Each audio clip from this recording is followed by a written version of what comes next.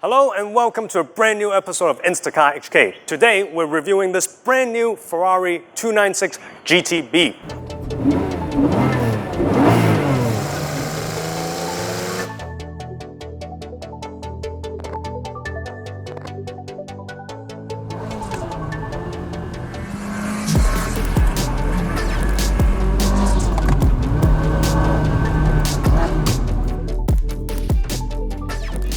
Now this is actually Blackbird's first and only right-hand drive demo, as the customer cars are not delivered yet, so it's a true privilege that we get to review one so early.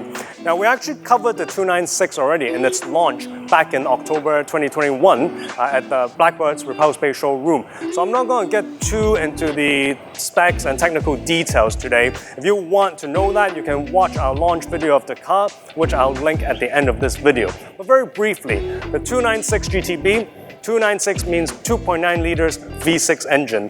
This car has a twin-turbo V6 engine with a plug-in hybrid, which is a 7.4 kilowatt electric motor.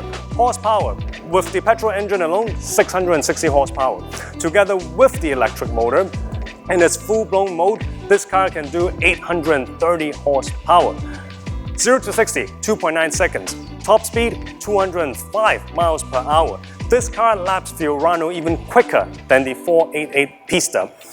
Now, the base price for the 296 GTB in Hong Kong is about Hong Kong dollars 4.7 million, but this car is quite optioned out with the, about 1 million dollars of options. So the total value of this car is about 6 million. Its options is mostly cosmetic, including this special color, a carbon package, titanium lug nuts, etc. So it's a beautiful car on a beautiful day. Now let's find out if it performs as beautifully as well. Right, so now it's time to go for a drive. Now I am quite excited because not only is this a brand new Ferrari model, it's also my first time driving a hybrid Ferrari.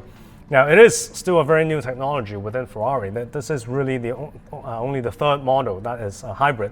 Of course, they first started with the LaFerrari and then the much more expensive SF90. So this is the sort of production model.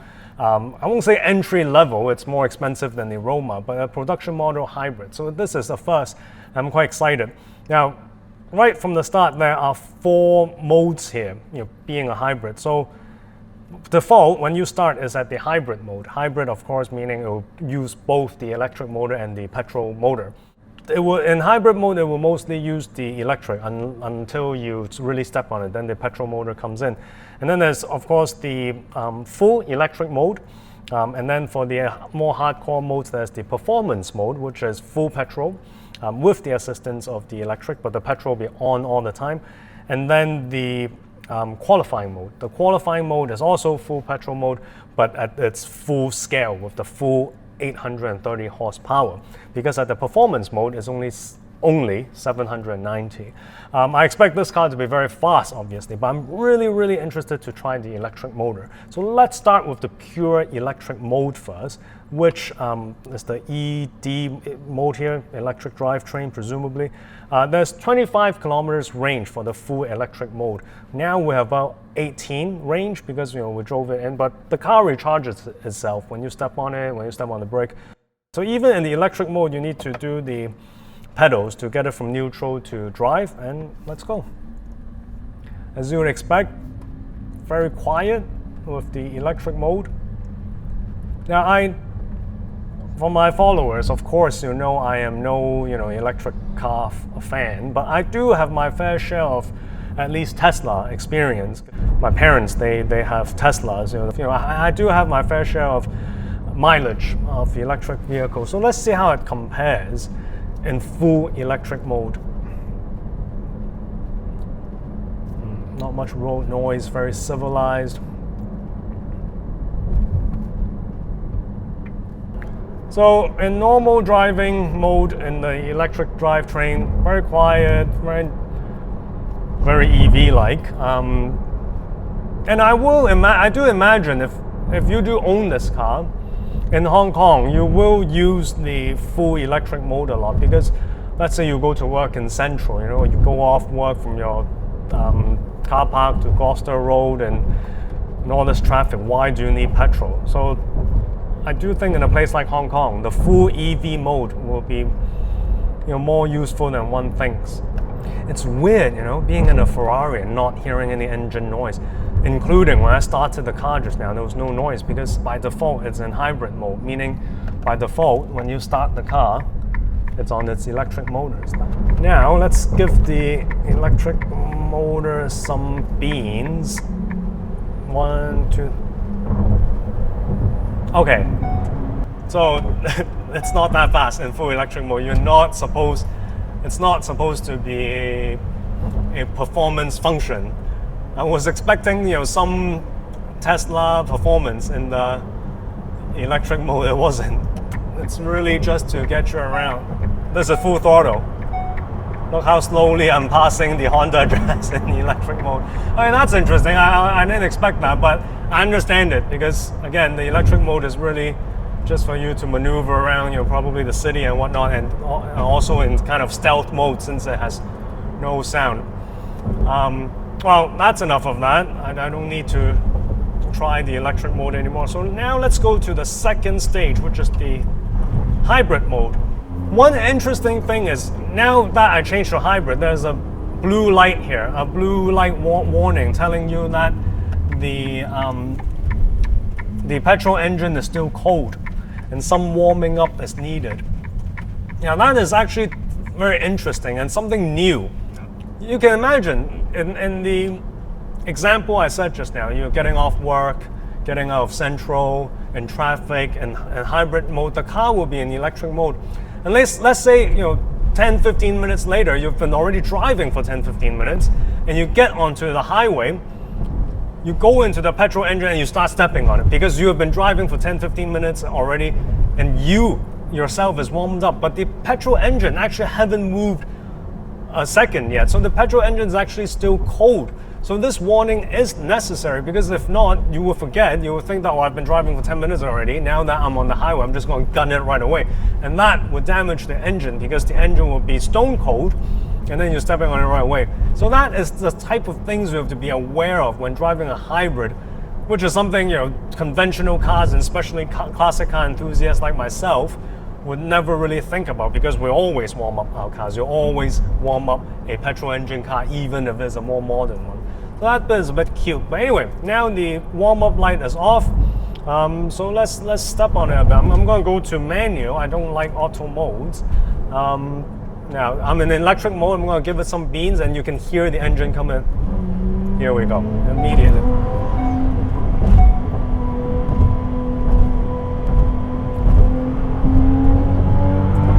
Woo! It sounds nice. Don't let the hybrid name tag fool you. This car still sounds like a full-blown Ferrari. Hybrid mode, does have the performance. It's not supposed to be some sort of eco mode. It is a performance mode. And now, slow down, we're back into electric mode. So you don't hear an engine. Now that is enough electric mode testing for me. What I'm really interested, as you guys would imagine, is how it performs in full petrol mode. So let's go with the performance mode first at 790 horsepower.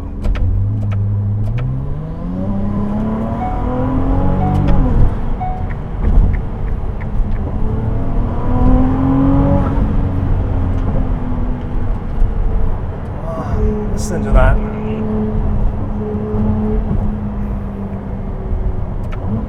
Got some traffic, which is good. I wanted to show you guys. Listen, when you step on it, because they are twin turbos, you hear a whoosh noise when you step on it, and when you let go, you hear another whoosh noise, being the wastegate or whatever. So it's quite exciting, quite a lot going on in terms of the audio when you're in petrol mode. And listen to a whoosh noise. I'm going to step on it now. And let go of this wastegate.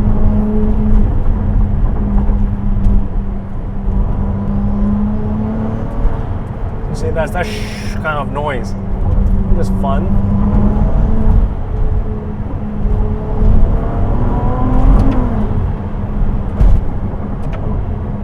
brakes are good. You wouldn't expect otherwise with these carbon brakes as standard. Road holding, very balanced, obviously. Wow!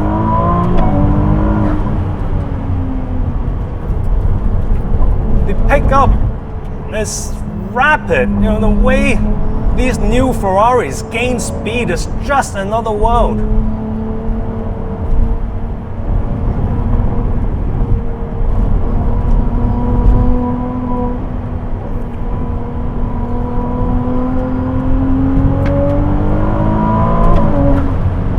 Transmission, obviously, extremely seamless, doesn't draw attention to itself. Both downshifts and upshifts. Very planted, the car. Perfect ref matching.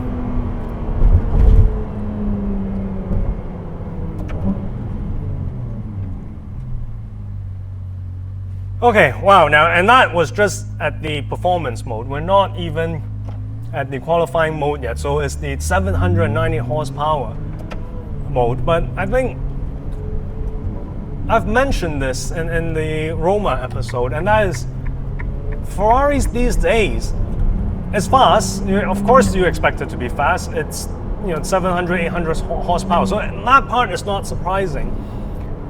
It gains speed very rapidly, very aggressively, in a really explosive manner. But the impressive part is, at the same time, despite all those theater, when you're stepping on it, the car also feels very composed. So it's very composed. It's very organized. It doesn't feel like it's all over the place, that it's losing traction non-stop, wobbly, wiggly, none of that. So it gives you a very bipolar feeling where on one hand you're so quick, you're like scared of the speed, but on the other hand you feel very much in control. You don't feel like at any point where you feel like, okay, is this a good idea? Should I be doing this? None of that. You just step on it. It's fast, dramatic, but at the same time composed and calm. So it's really technology, man. I mean, everyone knows I prefer classic cars, but technology does have their perks, and this is one of it. It's the whole experience is just so different.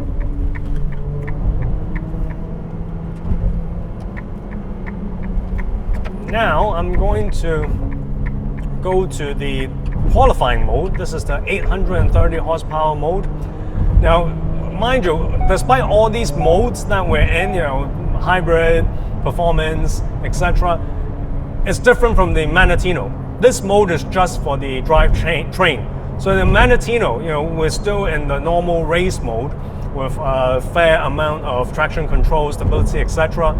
It has nothing to do with it. So even if now I'm in performance mode, qualifying mode, it does not mean it is ESC off, that all driver aids off. That is not the case. It's two different systems. So now let's see how different the qualifying mode is with that extra 40 horsepower at 830. Hang on.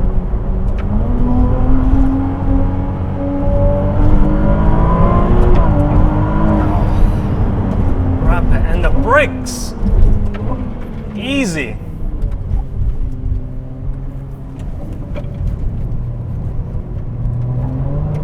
Very firm and steady.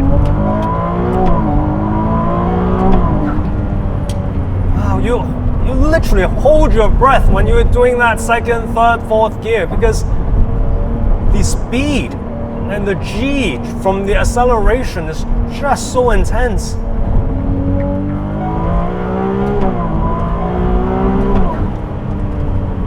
It's violent. The pickup, the acceleration is literally violent. And as I've mentioned in the Roma episode before, even though it's a dual clutch, the upshifts and downshifts has that push they have that aggressive push, mechanical push when you change gears. None of that, too seamless, you don't feel anything like when you're stepping on it. Like the car really has a schizophrenic behavior. When you're driving in normal civilized speeds, it's very normal, not aggressive, very comfortable. But when you step on it, this beast just comes out of nowhere.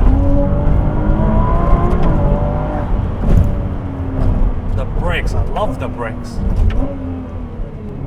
Now I'm gonna just go back to hybrid mode first, put it into auto, kind of do a more calmed summary. Now, first off, I think between the qualifying mode and the performance mode, the difference, you feel it, you do feel the qualifying mode is faster, the 40 horsepower, but it's, it could be negligible. So I don't think there's a particular need to always be in qualifying mode. I think the performance mode feels quite similar.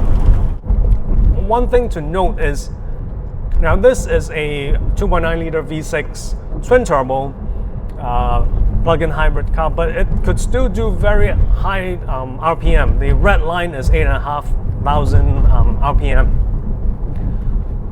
And the top end of the car is also very good. Actually, throughout the whole range, whole power band, the car is very torquey whole way, and that is because of the behind-the-scenes work that the electric motor is doing. Even when you are in the full petrol, full time on petrol modes, being the performance and qualifying mode, you may not know the electric motor is working because you're hearing the engine, but actually in those full-time petrol modes, the electric motor is at the back providing the necessary torque needed, mostly presumably at the low end. So all that works very low profile. It doesn't draw any attention to itself. It just in performance and qualifying mode, this feels like a full petrol engine car when in fact there's a electric motor helping. It's just, I don't know. This is the way forward. Obviously, the question is, how long will this last? How long will the hybrid era last? We don't know. When will Ferrari be forced to go full EV? We don't know. And when that happens, how will the full EV be like? We simply don't know. But I'm glad to say that, even as a hardcore petrol engine guy, classic car guy, these hybrid cars, I was worried they will feel different, a bit too different, but no, the driving enjoyment, the feel, still very much aligned with the petrol engines that we're so used to. Now, there are actually leaked photos of the GT3 version, the race GT3 version of this car already. And rumor has it that for that GT3 model, they will use a full petrol engine instead. Same goes with the lesser Challenge model, which is also a race car but not as hardcore as the GT3. Rumor has it that they only need to use the petrol engine and not have the electric motor because the homologation rules just require it to be 550 horsepower, which this petrol engine already fully exceeds. If that's true, first of all, it shows the petrol engine is still very much the dominant part of this car, and Ferrari is still very confident with the petrol engine. But one question I have, and I think will be good for discussion, is first, will this car have a Pista Scuderia version, lightweight, hardcore version? And if so, what engine will that one have? Will that one have a full petrol engine? Because they rather have a lighter car, so they don't want the heavier electric motor? Or will Ferrari say no, if this is the hardcore version, at the better version, we have to have the same drivetrain, but maybe better, maybe a more powerful electric motor? Now, we don't know. For me, obviously, I would rather they have a full petrol engine version, hardcore version. That would be more purist for us. But, the question remains, will they have a hardcore version? And if they do, will it be a full petrol or a hybrid version? In any event, exciting times ahead. It departs from what we like, petrol engine, manual and whatnot, it departs, but I'm happy to say that, again, the experience and enjoyment is still much more on the petrol engine side than the, let's say, Tesla side. So on that note, I hope you enjoyed this video. I hope you get a sense of what a machine this 296 is. If you did, please give us a like, please subscribe, please remember to click the bell button next to the subscribe button so you know when our next episode is. As always, a huge thank you for Blackbird for lending us this brand new 296. It's been a great day, the whole team loved it, and we'll catch you soon. Thank you.